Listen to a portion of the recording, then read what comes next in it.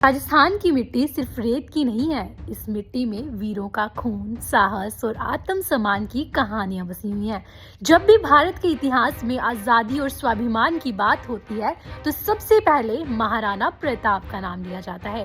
भारत के इतिहास में जब भी वीरता, स्वाभिमान और आजादी की बात होती है तो हर दिल में एक नाम जरूर गूंजता है, महाराणा प्रताप। उदयपुर शहर के बीचों बीच फतेह सागर झील के पास एक पहाड़ी है जिसे मोती मगरी कहा जाता है। इसी पहाड़ी पर बना है महाराणा प्रताप स्मारक और संग्रहालय। ये जगह केवल देखने की ही नहीं बल्कि इतिहास को महसूस करने की जगह है। यहाँ से पूरा उदयपुर शहर और फतेह सागर झील साफ दिखाई देती है, जैसे महाराणा प्रताप आज भी अपने मेवाड़ की धरती की रखवाली कर रहे हैं। महाराणा प्रताप का जन्म 9 मई 1540 को कुंभलगढ़ किले में हुआ था। वे मेवाड़ के 13वें राजा और सिसोदिया राजपूत वंश से थे, जो कभी किसी विदेशी ताकत के सामने नहीं झुके।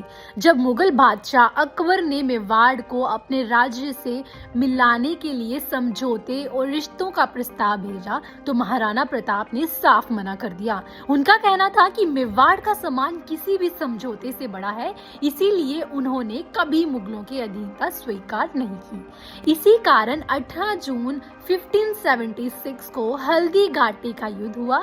ये जगह अपनी पीली मिट्टी के कारण हल्दी घाटी कहलाती है। यहाँ महाराणा प्रताप ने अपनी छोटी सी सेना के साथ बड़ी मुगल सेना का सामना किया। मुगल सेना का नेतृत्व आमेर के राजा मान सिंह कर रहे थे, जबकि अकबर खुद इस युद्ध में मौजूद नहीं था। इतिहास बताता है कि ये युद्ध किसी एक की पूरी जीत नहीं थी, लेकिन महाराणा प्रताप ना तो हारे, ना पकड़े गए और ना ही उन्होंने कभी हार मानी। इस युद्ध में महाराणा प्रताप का घोड़ा चेतक बहुत प्रसिद्ध हुआ। बुरी तरह घायल होने के बाद भी चेतक अपने स्वामी को सुरक्षित स्थान पर ले गया और वहीं वीरगति को प्राप्त हुआ। चेतक आज भी साहस और वफादारी की मिसाल माना जाता है। मोती मगरी पर लगी बड़ी कांस्य की मूर्ति महाराणा प्रताप को चेतक पर सवार दिखाती है। उनके हाथ में तलवार है और आंखों में निडरता झलकती है। इस मूर्ति का वजन लगभग 7 टन है। इसे प्रसिद्ध मूर्तिकार राम सुतार ने बनाया था और साल 1997 में यहाँ स्थापित किया गया। यहाँ से फतेह सागर लेक और पूरा उदयपुर शहर दिखता है, जो ये संदेश देता है कि महाराणा प्रताप जी आज भी अपने शहर की रक्षा कर रहे हैं। इस स्थान से उदयपुर शहर और झील का दृश्य बहुत सुंदर दिखाई देता है। मूर्ति के पास ही महाराणा प्रताप संग्रहालय है, जहां इतिहास को आसान तरीके से दिखाया गया है। यहाँ छोटे छोटे मॉडल के जरिए चित्तौड़गढ़ किला, उदयपुर सिटी पैलेस और हल्दी घाटी को दर्शाया गया है।